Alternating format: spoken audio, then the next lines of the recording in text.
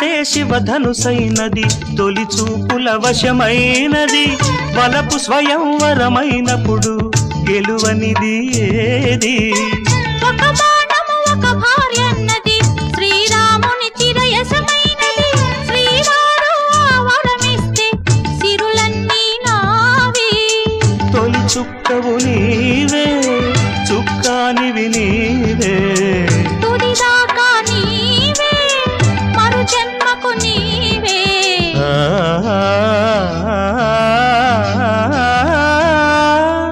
జానకి కలగనలేదు రాముని సతి కాగలనని ఏనాడు